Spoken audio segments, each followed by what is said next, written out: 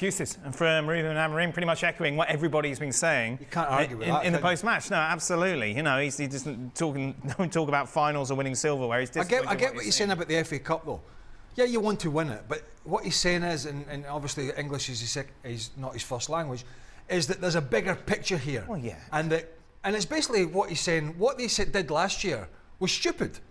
They hinged the whole season on Eric Ten Hag's future on the FA Cup, and what he's saying is that things are so bad here, that this job is so big, that's a kind of sideshow.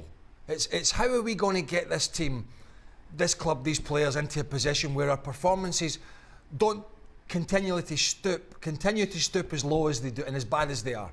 And you know, winning a cup is not going to change that. What's going to change it is personnel and mentality.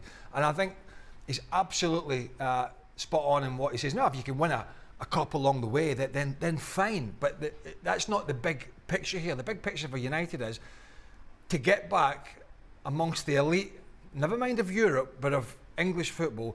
A lot has to change in that club, and I think that's exactly what he was saying in that interview. Luis, I just want to go back to what we saw in that first half and just explain to me from a player's perspective how in a game in front of 70,000 fans, floodlights, Friday night, all to play for defending champions, your players, your team can go out as so flat, and Kieran used the word pedestrian, and we saw, and who's to blame for that? Should it be Ruben Amorim getting a foul, getting a rocket up their backside, getting the players up for it? How can you explain such a flat performance from this team who could go out there against the second string Leicester and do so poorly?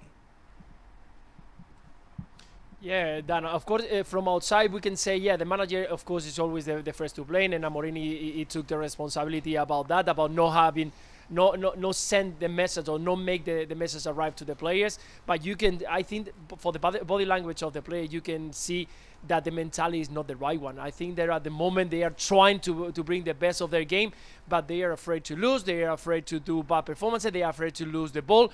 You can see in the first 45 that there were 7 players just into their own half. There was no aggressiveness going forward. So that means we want. They just received 2 goals at the weekend against a good team, of course, but doing again a very poor performance. So what you don't want is to be exposed in a competition where you might have the chance against an opponent that you know that they are not good in a great moment, that they are not good enough in Premier League, but still they can hurt you in any kind of moment. And we saw when they conceded the first goal. So I think it's more about the mentality of the players, that they don't want to lose. They just want to keep the ball, and maybe if you have the option, maybe score a goal. But it's about trying to change that mentality from now on. There is not the mentality of Manchester United players from back in 20 years back, where only with that, only coming into the field, that will make them overplay the other team. Right now, they need to start believing in themselves, but it's very difficult because the results are not there. So it's going to take a long period. They need to understand, and I think I agree with Amorim. It's not about winning one trophy that is going to be forgotten very quick. It's about build a team who can compete for every kind of competition. VAR in the FA Cup until the 5th round. Lots of people enjoy the fact there's no VAR, but he did look very offside, didn't he? And let's be blunt. Yeah, he was. When you look at the back, obviously this isn't the angle to see it.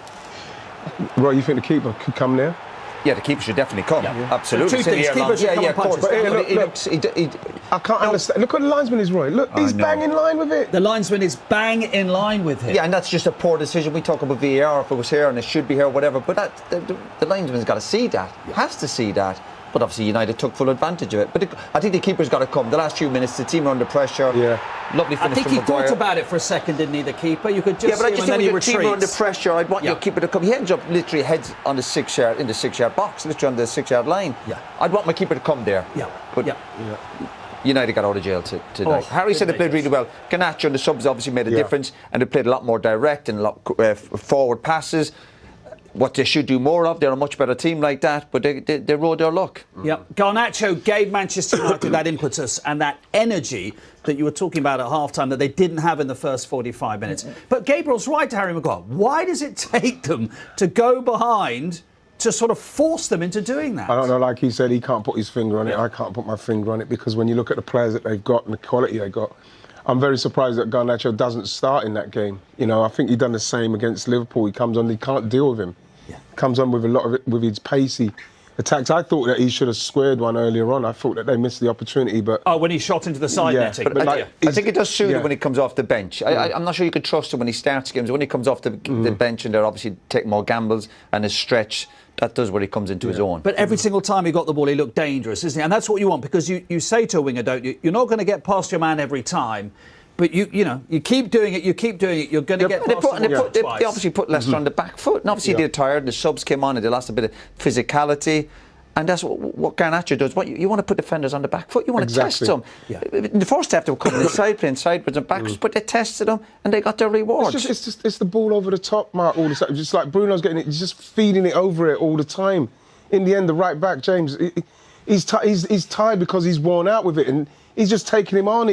Like I say, he should have squared one before.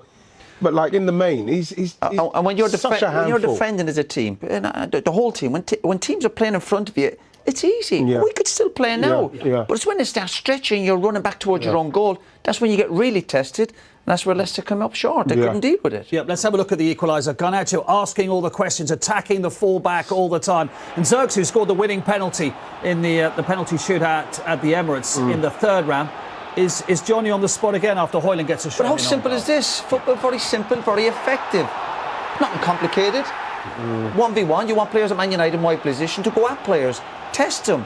The ball doesn't always have to be a good cross. Højlund's a little bit unlucky. Xerxes again, two players with a bit of physicality in the box, two strikers in there, and you know what? They got their just rewards. Leicester a little bit unlucky, but you need a bit of luck. Striker on the spot, one touch finish, lovely. But you get that, you know that, Ian, playing as a centre forward, you get those sorts of chances, don't you, when you have wingers putting the ball into the box. You're going to get the game is played so quickly. You're going to get little ricochets. Yeah, but then what happens? You're going to make your own luck. Yeah, but when you're playing with these inverted wingers that they have to come back on their right foot, it takes a bit of your time away. Yeah. The sooner you can get, like with that one, he got down the line, got it in the box. Sooner you can do that and get it in there, then you've got defenders on their back foot. But you have to get bodies in the box. Yeah. We see Liverpool at the moment. Liverpool are getting 4, 5, 6 bodies in the box. We've seen United a couple of times, balls going in. There's 1 or 2, the fans are frustrated. Yeah. Whereas towards the end, when they're obviously losing the game and there's a bit of panic, and then they started getting bodies in there, taking gambles. To play at Man United, you've got to gamble. You've got to try and win football matches. Leicester, it was almost a bit too easy for them up to the hour mark, wasn't it? And you were both saying, OK, there's danger. You're only one goal up here. They needed to go for the killer, didn't they? But they weren't good enough for that. No. As bad enough for United were. When it's 1-0, they're still very much in the game. And Leicester were having spells where they were toying with United a little bit, but you're looking going, you need that second goal. And you never felt they had that second goal in them. No. And when they made the changes, I think the subs came on, they lost their way a little bit. And obviously United, with the home crowd behind them, had a bit of energy, a bit of enthusiasm, and the subs for United had a big impact, obviously. So they got through the third round on penalties when they were down to 10 men, and Arsenal missed some great chances. They've come from a goal down here to win at the death with probably an offside goal. Oh, their name's on the cup. Yeah. Well, I wasn't going as far as that. Give it to them now. Xerxes might be that FA Cup man. But it's giving you a little, they need something to hang on to here this season. Yeah. They're getting it at the moment in the FA Cup. Yeah, but don't be fooled either by it. No. You have to praise them. They're in the next round of the Cup, obviously. But if they keep performing like that, the performance itself was nowhere near good enough. No. Just today is just a feeling of the win, and the fans go home with that feeling of win. They perform really well. They help us a lot to change the game. The rest is hard to point something that to give them a little bit confidence. Just the spirit in the second half, more energy, more second balls, small things. But the rest, we have a lot to improve. So we already knew that, but we need to do better. Richard. Garnacho really changed the game. How close was he to leaping in the window, and how happy are you to have him? That is not important. We want players like Garnacho. He's really important. He changed the game today. Run with the runs behind. Of course, you can feel it that the opponent was getting tired. Just with a lot of difficulties, not in the first half, but in the second half to stop Garnacho in the 1-against-1. So we are very happy with him, and I think he helped a lot to change the game today. Richard. Hi Ruben. On Patrick Dorgu's debut, what did you make of it? Can you talk us through the thinking and playing him on the right and not the left? No, he played a lot of times in Lecce on the right.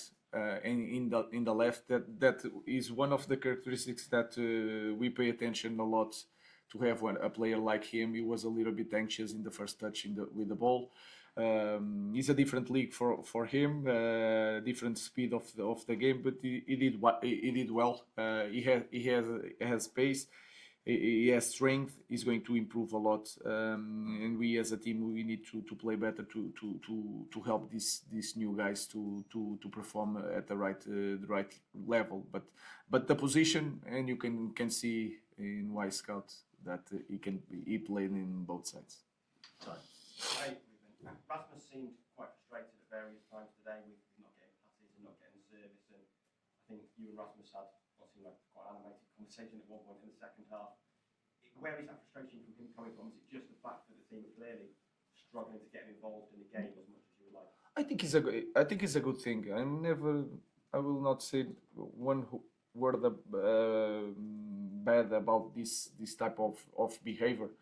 He needs to understand that sometimes he has to do a job without touching the ball.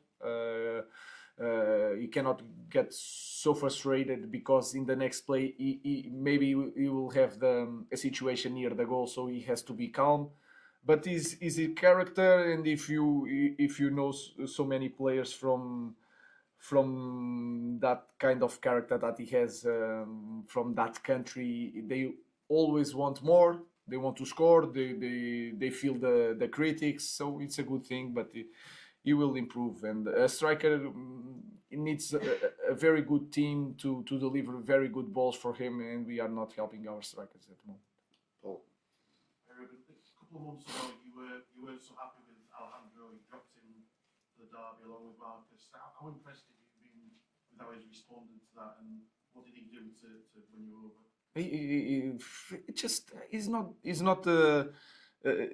He doesn't need a big change. We are talking about like the standards. It's just to train well, to receive the information, to understand that we all want to help them. You want to play in the different system, but it's not complicated. So it changed everything. He trains really well. He stayed in the bench like 5 games in a row. In every time he came on the pitch was a different guy receiving the information and playing. So it's simple things. It's not a big thing. It's just I'm really happy, and you can see it. I think he's improving. Mr. Amorim, throughout the first half, you seem giving instructions to Dorgu, particularly if you wanted to defend wide or narrow.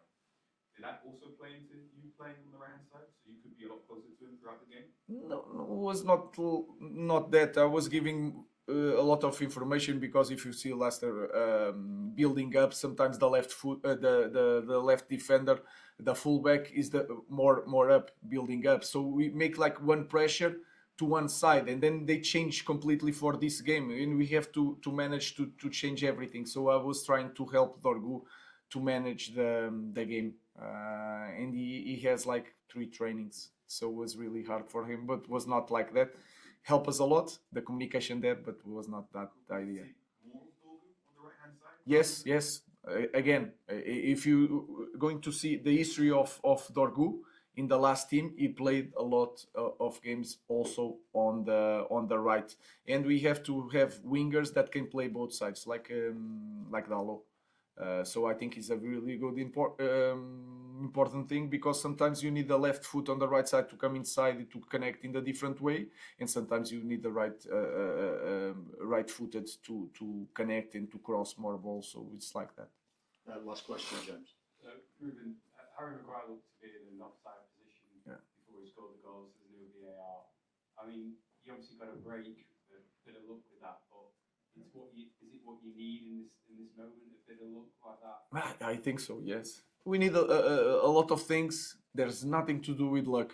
It has to do with quality on the work. We need to improve every detail of the game, our energy. My work with them has to be so much better, but sometimes we need a little bit luck, and today we had. It's not luck because with VAR was not a goal, and I think it's important to have because it's fair for the game. It's really hard to lose one game in the last minute with a offside play. So, but we need, and sometimes we deserve a little bit luck. Thank you.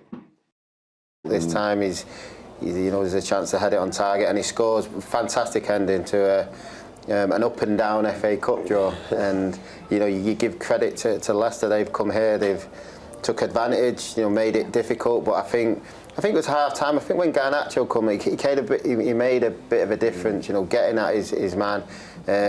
Maybe picked the wrong cross every now and again. I mean, he shot when maybe he could have crossed it, but he was definitely. But if you're trying them every time. Yeah, listen. Yeah, he definitely pushed us forward a little bit, and we started getting bodies in the box, but the final blow came at the end, and we don't like it like that. But at the same time, it's a great feeling. Well, we don't like it when it happens against us, but thankfully it was for us this time. Did you think that Garnacho changed the game when he came on? He did. Obviously, when you said he's warming up at half time, we said then we need him. Because everyone in the first half was coming to the ball. I felt like Leicester defenders, it was pretty easy for them. Everything was in front of him, it was all nice, and like I said, we're defenders, we know what it's like when someone keeps running at you. And James Justin did okay, to be fair to him, but when you got someone like Garnacho, when he comes on, he's like that, and he's full of energy, keeps going at you, and keeps just causing questions for the back four, and keep putting it in the box, and chances will come. And I think he gave the rest of the team a lift, and that's what we needed at that time. I know obviously the manager will be pleased that we go into the 5th round, Wes, but you just commented before. I don't think he'll be too happy with the performance, especially from the first half. Yeah, listen, I think there's a Leicester team there that we should have took advantage of. Didn't really get at them the first half. Obviously a little bit better second half. Then Garnacho comes on, gets us all up the pitch. We get players, bodies into the box with the crosses coming in. And ultimately, finally, you're hoping something's going to happen. We're going to get a chance, which it did. But yeah, I mean, listen, we can start the game a lot better. I think we know that. All a bit too slow. Can we hold the ball better when we're higher up the pitch? Yes. Can people be running in behind more? Yes. And the manager will know all this, but ultimately, in the FA Cup, it's about winning the game, and we got through it, and one of the last kicks of it.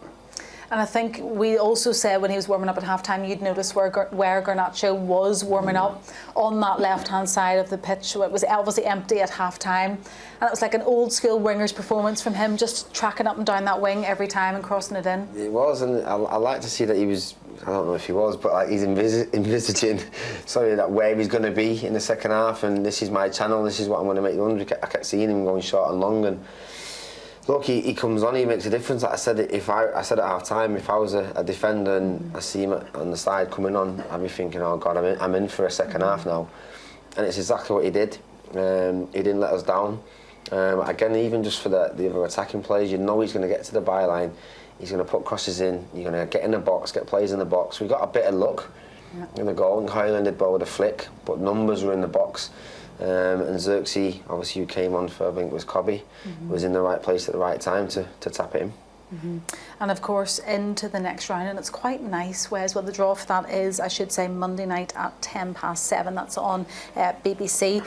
But what's nice for us, we have a bit of a break now until our next Premier League game, and we know the manager has spoken quite often that he's not necessarily had the time on the training pitch because there's been so many games.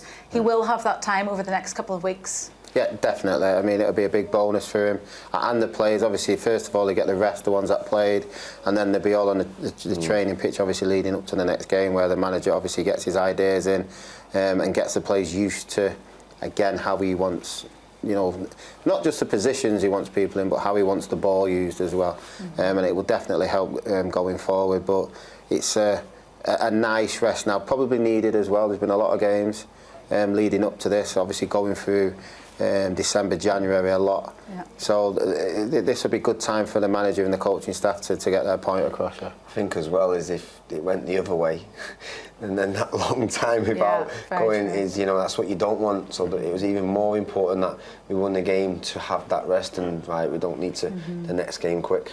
We don't actually have a home game now until the 26th of February, probably why a lot of fans in the stadium are not going anywhere. There's still a lot of fans around, isn't there? Yeah, well, a lot of the times you do see when it gets closer to 90 minutes, they leave a bit early, but you think we're going to leave early, we're going to stay for extra time? Most stayed this time. And it was good, that would have helped push the lads on as well. And as I said, the scenes in the Stretford end and across the stadium was just incredible there, right at the end, Danny. We joined in, didn't we? But yeah, I think that you said it's everyone's dream to score in the Stretford end. You know, last-minute winners in the Stretford end. You just, whether you're making your debut, whether you're towards the end of your career experience, like Harry, who's played in World Cups. There's no better feeling, and all the fans were here to enjoy it with him and us, and everyone delighted. He sent us through to the next round, and he'll be buzzing in that dressing room now. And obviously, it shouldn't go unnoticed. The goal that Joshua Zirkzee scored, and I think everybody in the stadium was really pleased for him at that moment too. Yeah, of course. Listen, he comes on. He's, we need a goal, and he's in the right position. I thought he did well when he came on. He held the ball up. He started bringing people involved. Looked very lively, and that's what the manager needed at that time, and he came on and did that. That's the thing about this manager, he likes to freshen things up regularly, doesn't he? Maguire's thumping header secured FA Cup holders Manchester United a late 2-1 comeback win against his former club Leicester and returning favourite Ruud van Nistelrooy. The Dutchman rejoined the club in the summer as one of Erik ten Hag's assistants and looked set to haunt his former employers on his first visit to Old Trafford since Ruben Amorim let him go.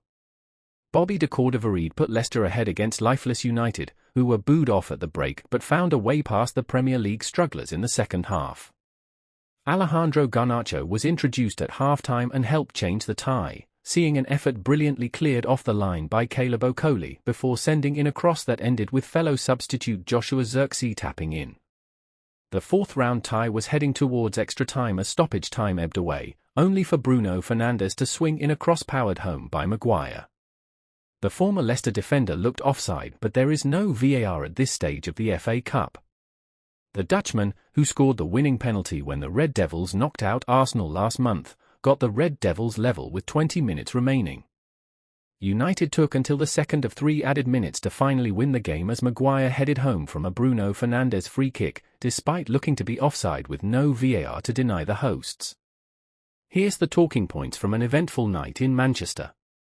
Too often this term United have been reactive, not proactive, and that proved to be the case once again on Friday night.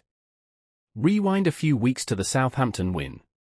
The Saints, without an away win all year, were leading until the final stages before eventually losing 3-1. It was a case of United papering over the cracks, saving themselves from some seriously unwanted headlines. And that was the case on Friday night as the Red Devils managed to avoid an FA Cup exit to a team in the Premier League's relegation zone. They may be into the 5th round of the FA Cup, but the showing at Old Trafford, not for the first time, underwhelmed and provide.